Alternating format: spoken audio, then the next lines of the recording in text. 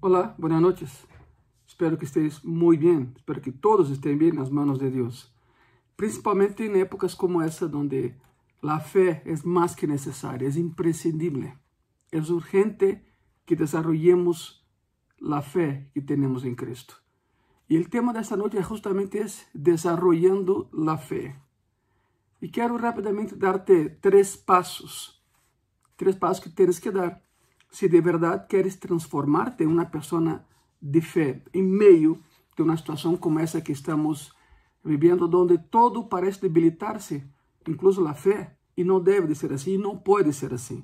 Hay tres pasos que debes dar si quieres de verdad ser una persona de fe. Paso 1. Invita a Jesucristo a cada habitación de tu corazón. Escuchaste bien. Dije habitación. En cada habitación de tu corazón tiene que estar Cristo. Juan capítulo 3, el versículo 36, dice así la palabra: el que cree en el Hijo tiene vida eterna, pero el que rehúsa creer en el Hijo no verá la vida, sino que la ira de Dios está sobre él. Es una advertencia muy grave y muy profunda. Vivir para la gloria de Dios no es fácil, requerirá un cambio en tus prioridades, en tu agenda, en tus relaciones, en todo lo demás. Tiene que haber un cambio para que Cristo reine en tu vida. Pero primero, debes invitar a Jesucristo a cada habitación de tu vida, a cada habitación de tu corazón. Es fácil. Imagina tu corazón como una casa, con muchas habitaciones. Tienes un dormitorio, cocina, sala, oficina, etc. Tienes todas esas habitaciones para diferentes áreas y etapas de tu vida. A eso voy. Cualquier habitación que esté llena de preocupación y miedo es una habitación donde Cristo todavía no ha sido invitado. Por la sencilla razón de que cuando Cristo entra, la habitación se llena de paz. Supongamos que tienes una preocupación excesiva con las finanzas.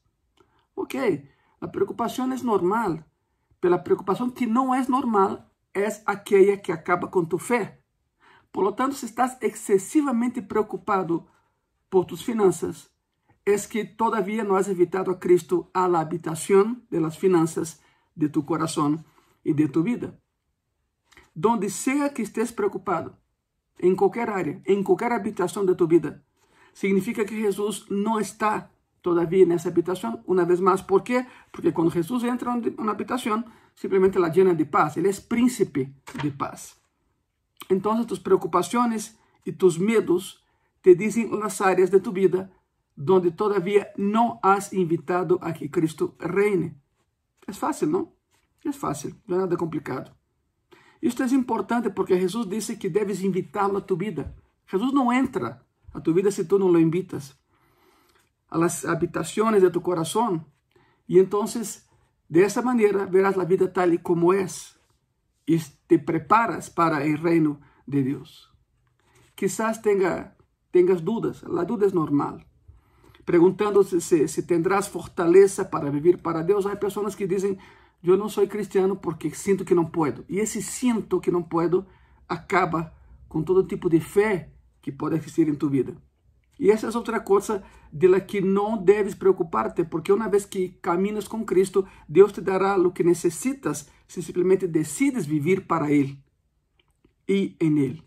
Segunda de Pedro, capítulo 1, versículo 3, la palabra dice así: como todas las cosas que pertenecen a la vida y a la piedad nos han sido dadas por su divino poder, mediante el conocimiento de aquel que nos llamó para su gloria y excelencia.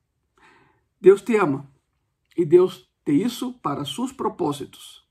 Fuiste hecho para durar para siempre. Ese cuerpo no dura. Tu cuerpo no va a durar. Pero tu esencia, la esencia de Dios en ti, esa va al cielo. No importa lo que hayas hecho, Dios quiere perdonarte. Y puede ser esta noche. Por lo tanto, si quieres de verdad empezar a actuar en fe, hay tres pasos que tienes que dar. El primero lo acabamos de ver. Invita a Cristo a cada habitación de tu corazón. Si hay alguna área de tu vida, si hay alguna habitación de tu vida donde hay un miedo, terror, pánico, y donde hay una preocupación que mata la fe, es porque todavía Cristo no reina en esa habitación. Puede ser la habitación de la salud, la habitación de las finanzas, la habitación de las relaciones. Donde Cristo entra hay paz. Si no hay paz ahí es porque Cristo no está. Hay que invitarlo a entrar. Paso número 2. Paso número 2. Empiece a ver las cosas desde la perspectiva de Dios. Empiece a mirar la realidad como Dios la mira. Romanos capítulo 6, versículo 4. En la palabra dice así: porque somos sepultados juntamente con Él para muerte por el bautismo, a fin de que como Cristo resucitó de los muertos por la gloria del Padre, así también nosotros andemos en vida nueva. Cuando has nacido de nuevo, espiritualmente hablando, Dios abre tus ojos espirituales, permitiendo que veas su trabajo y las muchas oportunidades que pone frente a ti. Todo cambia cuando aceptas a Cristo porque pasas a ser más espiritual que carnal. Es un proceso, pero empieza con Cristo entrando a tu vida.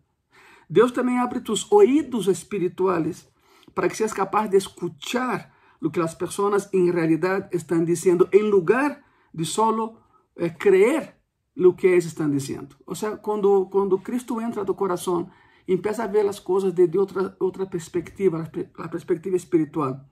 Empieza a ver atrás de la persona, empieza a ver más allá de las personas. Cuando Jesús llegó a tu vida, y supongo que eres cristiano, cuando Jesús llegó a tu vida, Dios abrió todos los sentidos espirituales que te ayudan a ver desde su punto de vista. Es muy sencillo.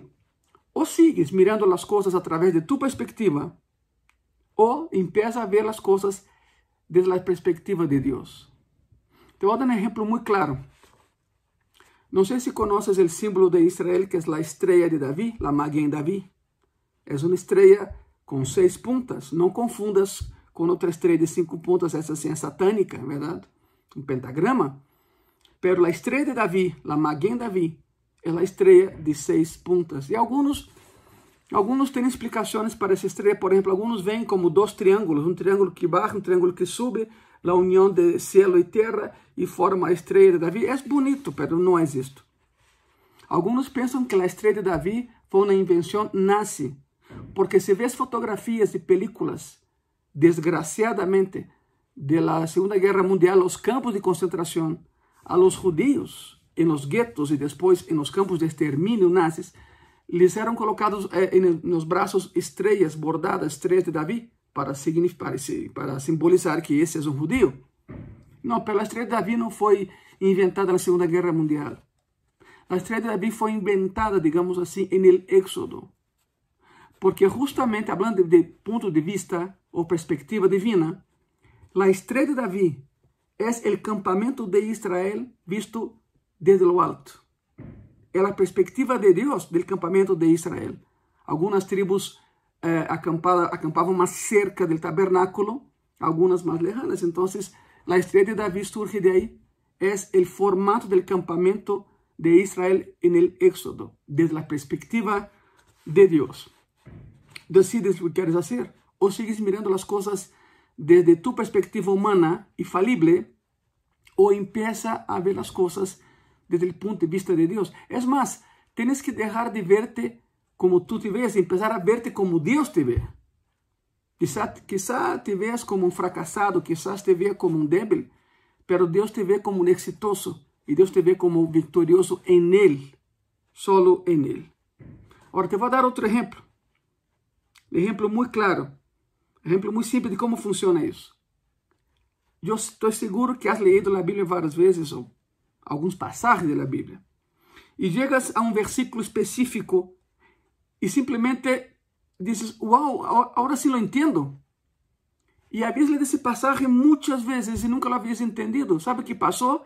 Empezaste a leer desde la perspectiva de Dios, porque Él la escribió. Él escribió el versículo.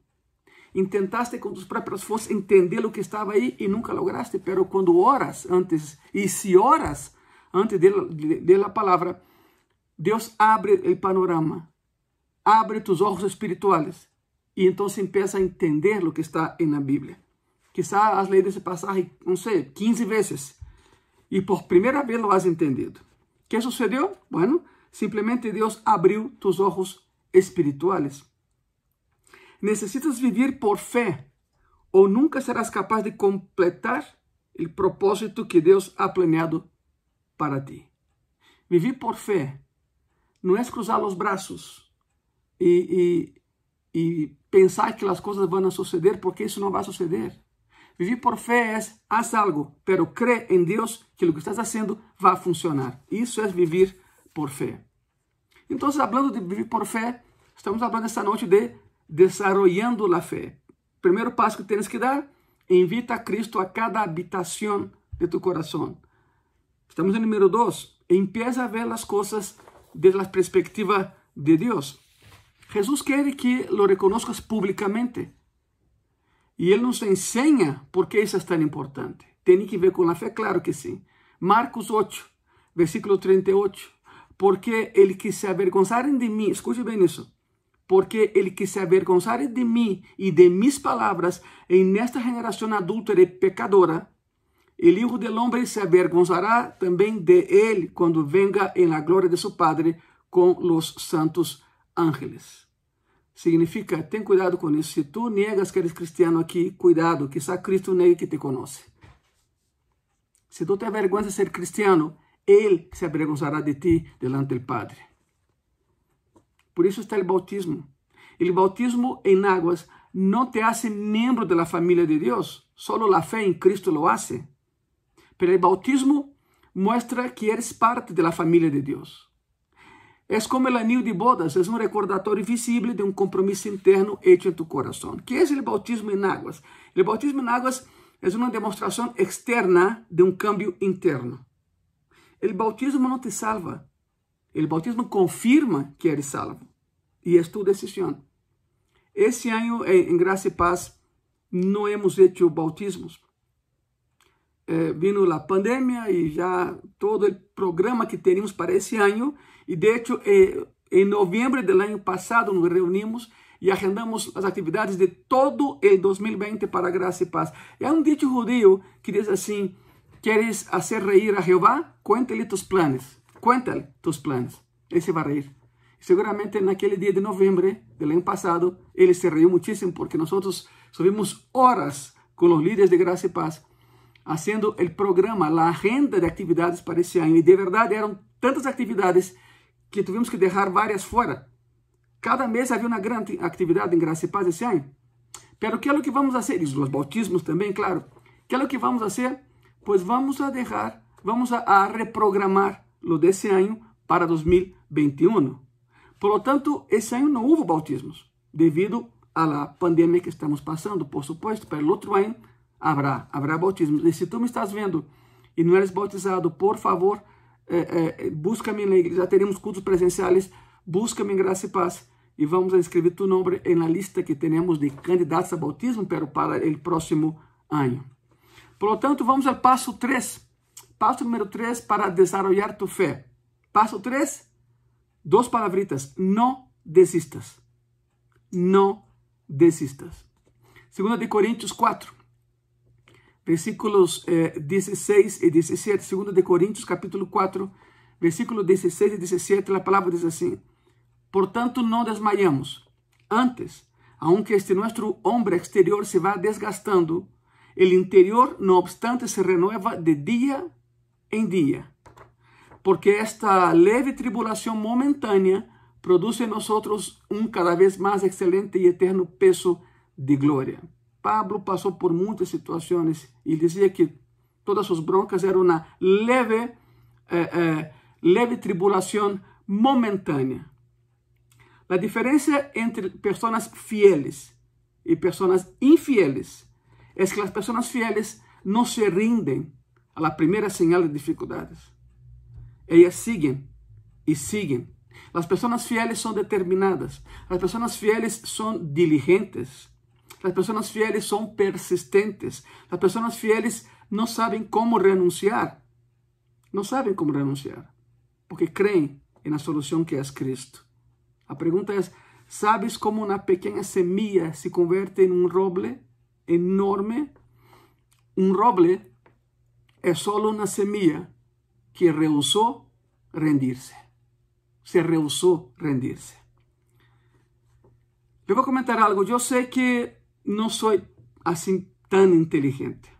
No me considero tan inteligente. Pero sí sé una cosa. Siempre será demasiado pronto para rendirnos. Siempre. Yo conozco a cristianos que pierden bendiciones porque se rinden muy pronto. Nunca fallarás hasta que renuncies y siempre es demasiado pronto para rendirse. Deus usa os tempos difíceis para provar tu persistência. Se algo chegou a tu vida, passou antes por las manos de Deus, tenho por seguro. Ele tem o controle, Ele tem perfeito controle. E há uma eleição de não rendir-se nunca. É uma história contada por um pastor, que já lo conozco, Rick Warren, famoso pastor, escritor e bueno. Vou a ler literalmente lo que está en uno de sus libros, como una prueba terrible se presentó y él no se entregó, no se rindió. Empiezo la lectura. Es su experiencia de Rick Warren. No es la mía, pero es la experiencia de Rick Warren. Y dice así, el pastor Rick Warren. Cuando comenzamos Saddleback, que es su iglesia en el condado de Orange, en California, cuando comenzamos Saddleback, prediqué el primer sermón a una persona, dice él, mi esposa. Ella pensó que duró mucho tiempo. 40 años después, ella sigue diciendo que mis sermones son muy largos. Eso es lo que dice Rick Warren. Yo pensé cuando comenzamos a la iglesia que tendríamos un edificio muy pronto. Durante 15 años no tuvimos un edificio. En los primeros 13 años de la iglesia usamos 19 instalaciones diferentes. ¿Sabes cuántas veces he sentido ganas de rendirme? Casi cada lunes en la mañana. Pero yo no sé cómo renunciar. Y Dios dijo, Rick, si nunca le doy a la iglesia un edificio, ¿me seguirías sirviendo? Y le dije, claro que sí, Señor. Saddleback creció a más de 10,000 personas antes de que pudiéramos construir nuestro primer edificio. 10,000 personas rentando un lugar.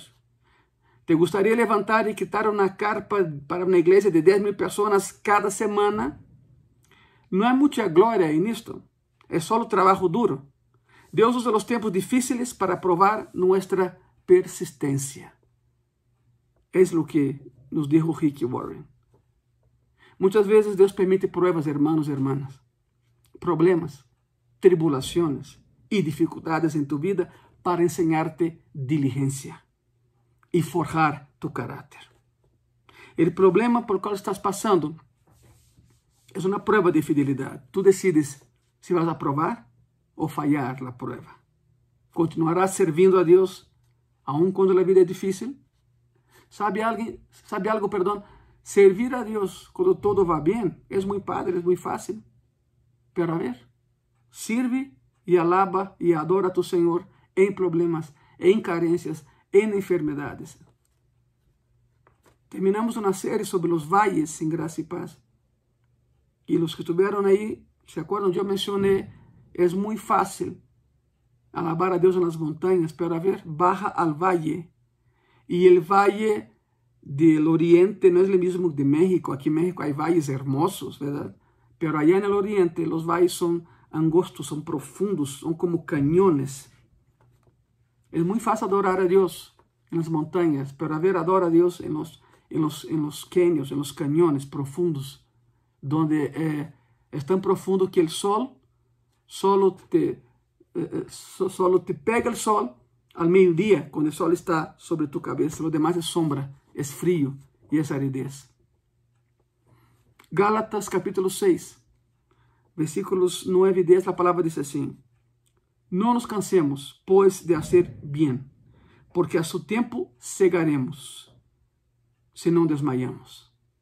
Así que, según tengamos oportunidad, hagamos bien a todos, y mayormente a los de familia de la fe, o sea, los de la iglesia, los que son de Cristo. Y los demás tenemos que ir por ellos y predicar la palabra. El tema de esta noche, desarrollando la fe. 3 pasos que hay que dar. Paso 1, invita a Jesucristo a cada habitación de tu corazón. Paso 2, empieza a ver las cosas desde la perspectiva de Dios, no de la tuya. Y paso 3, no desista. No desista. Vamos a orar. Cierra tus ojos, por favor. No te distraigas. Cierra tus ojos. Señor Jesús, gracias por esa palabra, por tu palabra, Señor. Y gracias porque aún en esa pandemia global, tú estás con nosotros. Aún en ese valle, Señor, con frío, con sombra, tú estás con nosotros. Ponga en tus manos, Señor, a cada persona que me está viendo en esta noche de jueves. Ponga en tus manos, Señor, a cada familia representada por esa persona que nos está viendo, Padre. Danos tu dirección, danos tu visión, que podamos aprender a ver las cosas como tú las ves, Señor. En tus manos estamos. En el nombre de Jesús. Amén. Amén. Espero que te haya servido el mensaje de hoy.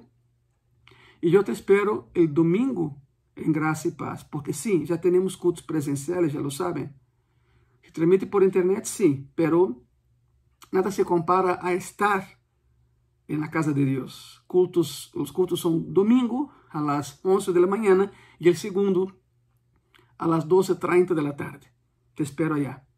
Que Dios te bendiga.